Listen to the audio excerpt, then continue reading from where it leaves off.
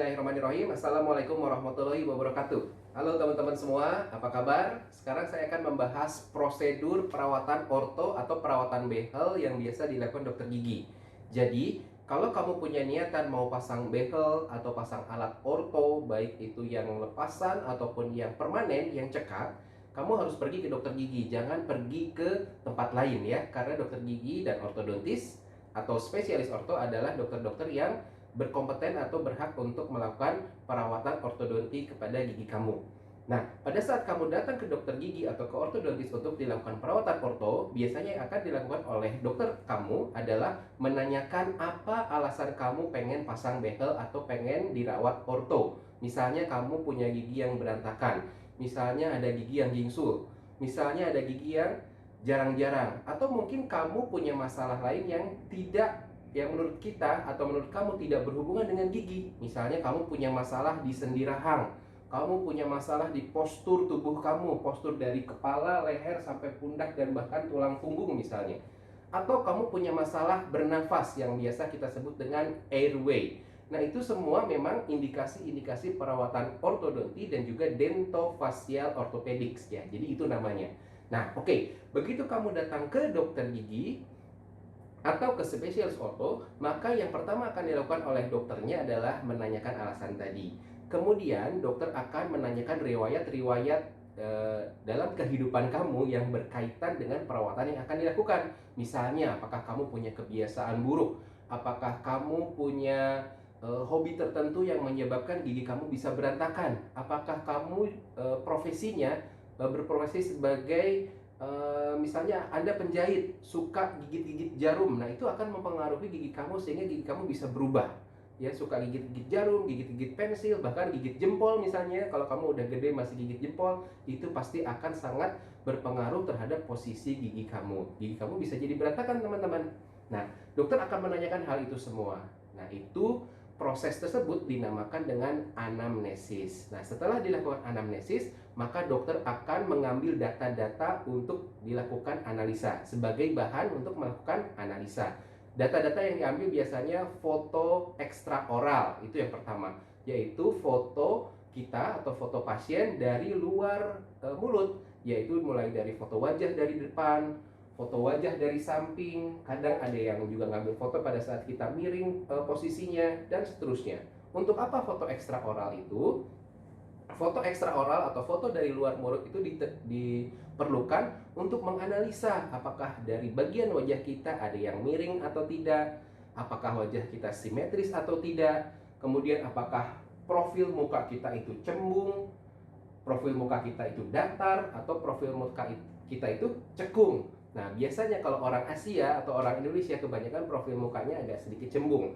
Jadi kalau kamu punya profil muka yang agak cembung, itu sebetulnya normal ya. Jadi jangan khawatir, mungkin Anda tidak perlu merubah atau kamu tidak perlu merubah profil muka kamu gitu. Nah, setelah foto ekstraoral, yang akan dilakukan oleh dokternya adalah mengambil foto intraoral atau di dalam mulut.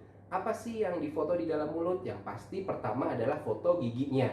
Nanti kamu akan diminta untuk senyum, kemudian pakai alat tertentu yang menarik bibir-bibir kamu.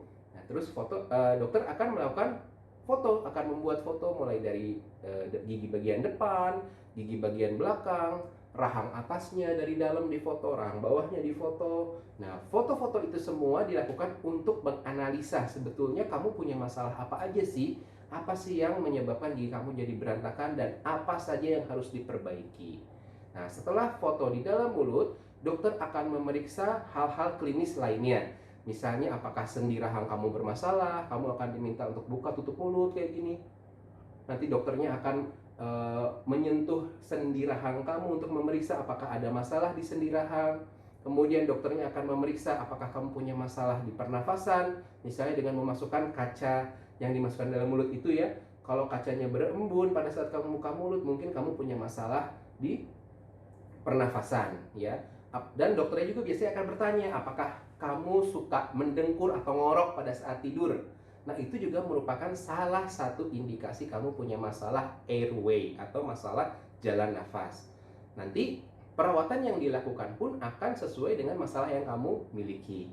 Nah, setelah melakukan pemeriksaan-pemeriksaan tersebut, Nah, biasanya dokter akan merujuk kamu atau meminta kamu untuk dibuatkan X-ray atau foto ronsen. Nah, ini wajib ya untuk perawatan orto.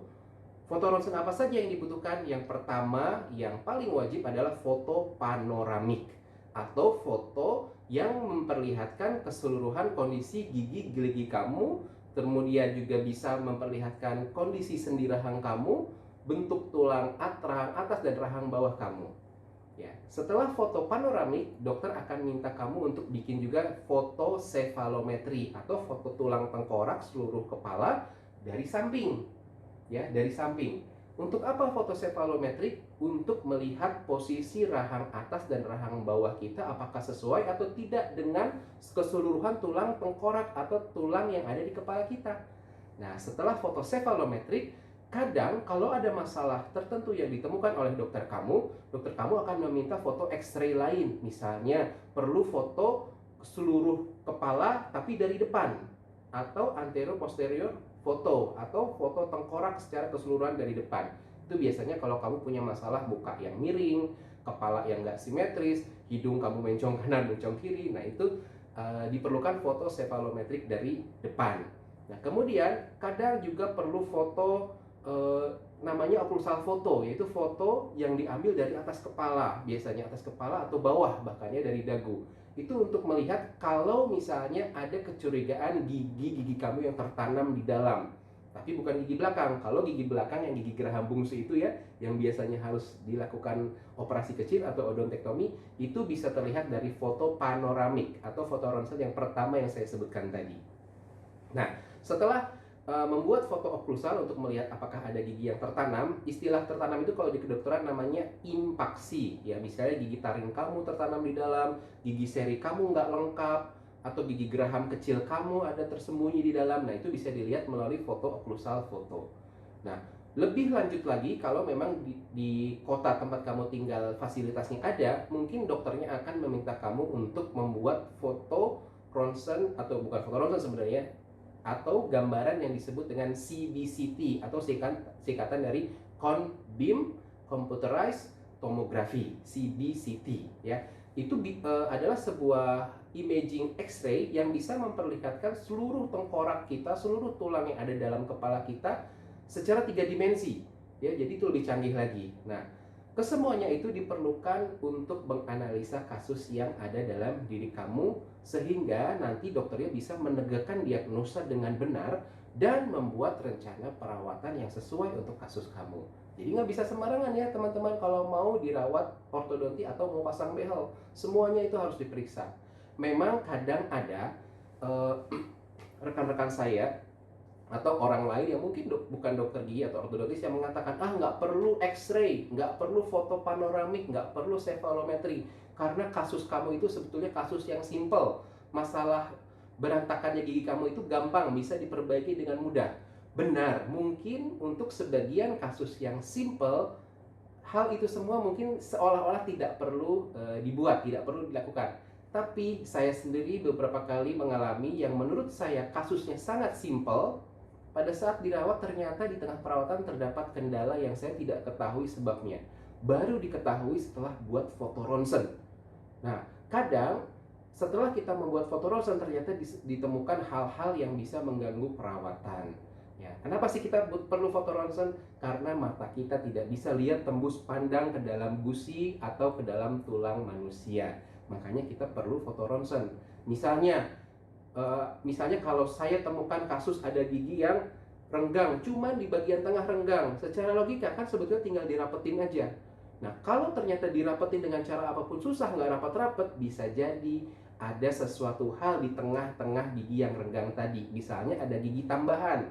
Itu biasa terjadi teman-teman. Gigi tambahan itu kalau di kedokteran gigi namanya mesiodens atau supernumerary tooth. Nah, kita nggak bisa lihat gigi yang berlebih tersebut kalau dengan menggunakan mata biasa. Nah, bisa terlihatnya kalau menggunakan X-ray atau foto ronsen. Nah, itulah data-data yang harus diambil atau harus bisa diperoleh oleh seorang dokter sebelum melakukan perawatan orto. Nah, jadi sabar ya teman-teman, kalau mau pasang BH atau pasang orto, prosedurnya memang tidak semudah dan tidak secepat yang kita bayangkan. Demikian, kita akan lanjutkan video saya tentang perawatan orto di seri yang selanjutnya. Oke, selamat. Semoga sehat selalu. Assalamualaikum warahmatullahi wabarakatuh.